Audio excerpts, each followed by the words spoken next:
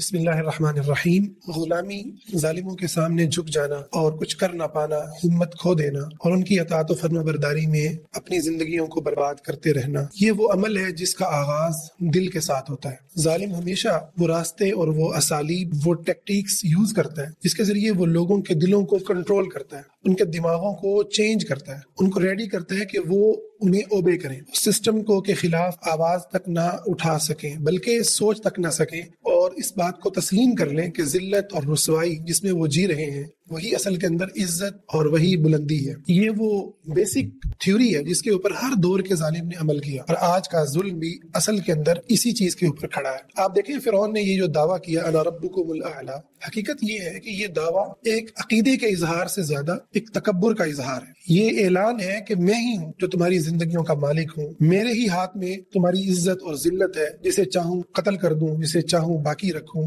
تو اس نے اپنی اس خدائی کو بچوں کے قتل کے ذریعے اس کا اظہار بھی کیا، اور اللہ رب العزت نے قرآن مجید میں اس کے اس تکبر کے مختلف پہلوؤں کو بیان کیا، جیسے فرمایا کہ یہ جو فرعون کے پیروکار تھے انہیں فرعون نے ڈرایا، ان کے دماغوں کو بدلا، ان کے دماغوں کو اس نے خوف کے اور اپنی قوت کے ذریعے اس نے ان کے دماغوں کو میسج دیا کہ you are nothing, you have to just obey me. تو پھر نتیجہ یہ نکلا کہ اس کی قوم اس کی فالوور بن گئی، اور اللہ نے کہا کہ وہ بڑی بری قوم تھی، فاسق قوم تھی، اور ان کا فسق یہ تھا کہ وہ خدا کو نہیں پہچان سکے۔ وہ فرعون کو یہ دیکھ نہیں سکے کہ یہ اپنے آپ کو خدا کہنے والا واش روم جاتا ہے اور اپنے ہاتھ سے اپنی گندگی کو صاف کرتا ہے۔ اس کی بھی زندگی کے اندر وہ تمام کمزوریاں موجود ہیں جو کسی بھی انسان کے اندر موجود ہیں، اور یہ اللہ رب قہار و جبار کو جو روز ان کے لیے سورج کو نکالتا ہے، جو روز سورج کو لے جاتا ہے، جس کی نشانیاں کائنات کے ذرے ذرے میں پھیلی ہوئی ہیں اور اعلان کر رہی ہیں کہ اس کائنات کا سچا خدا اکیلا اللہ ہے، جو عرش کریم پر مستوی ہے اور پوری کائنات کا مالک ہے، یہ اس اللہ کو نہیں پہچان سکے۔ تو آج کے دور کے اندر بھی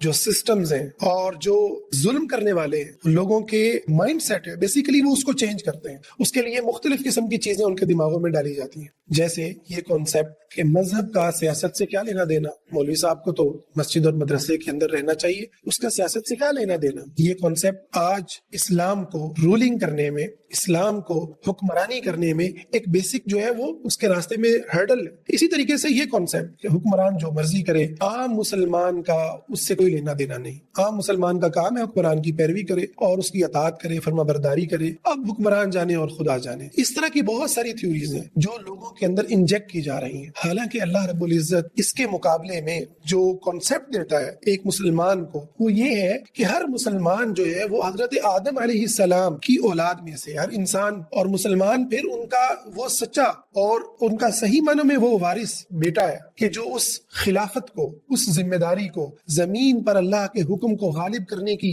وہ جو اللہ رب العزت نے انی جاعل فی الارض خلیفہ کہہ کر حضرت انسان کو جو ذمہ داری دی تھی، وہ ہر مسلمان اس کے اندر شریک ہے، وہ حکمران ہو یا محکوم ہو، وہ عام عوام ہو، یہ سب کے سب اس سسٹم کو وجود میں لاتے ہیں، زمین پر اللہ کے دین کے قیام کو یقینی بناتے ہیں۔ اسی لیے حضرت ابو بکر نے اپنے پہلے خطبے میں کہا تھا کہ اگر میں اللہ اور اس کے رسول کی اطاعت کروں تو تم میری اطاعت کرو، اور اگر میں اللہ رسول کی نافرمانی کروں تو تم پھر مجھے سیدھا کر دو۔ اس لیے نبی کریم صلی اللہ علیہ وسلم نے فرمایا تھا خالق کی نافرمانی میں مخلوق کی کوئی اطاعت نہیں، اور آپ نے اپنے ایک امیر کو جب مقرر کیا اور امیر نے ایک ایسا حکم دیا کہ جو اللہ کے حکم کے خلاف تھا، تو آپ نے اپنے صحابہ کو کیا کہا، اگر تم اپنے امیر کی بات کو مان لیتے تو تم پھر جہنم کے اندر گر جاتے، آگ میں گرتے۔ تو یہ ایک مائنڈ سیٹ کو کھڑا کرتا ہے کہ دنیا کے اندر جو سسٹم اسلام کا قائم ہونا ہے اور جو دنیا میں عدل اور انصاف قائم ہونا ہے، وہ کسی ایک خاص خاندان کی، کسی خاص فرد کی، اور کسی خاص قسم کی ایلیٹ کلاس کا کام نہیں ہے۔ ہاں، وہ ایلیٹ کلاس اس کو ایز اے رولر وہ آ سکتا ہے، کوئی خاص خاندان آ سکتا ہے، کوئی خاص انسان آ سکتا ہے، لیکن اس کے اندر عوام جو ہے اس میں ایک عام مسلمان بھی اس کے اصلاح کے عمل میں شریک ہوگا، یا تو وہ کلمہ حق کہے گا، وہ برائی سے روکے گا، یا وہ کسی اور طریقے سے اس کی سسٹم کی اصلاح میں جو اس کے پاس صلاحیت ہے اپنا رول پلے کرے گا۔ تو اس لیے اپنی آنکھوں کو کھلا رکھیے، اسلام کی صحیح تعلیمات کو قرآن اور سنت سے لیتے ہوئے انسانی وقار، مسلمان کے مقام اور مرتبے کو سامنے رکھتے ہوئے پرامن طریقے سے آئین اور قانون کے دائرے میں رہتے ہوئے آپ جو کر سکتے ہیں وہ کرنے کے لیے اپنے آپ کو تیار کیجیے۔ جزاکم اللہ خیر۔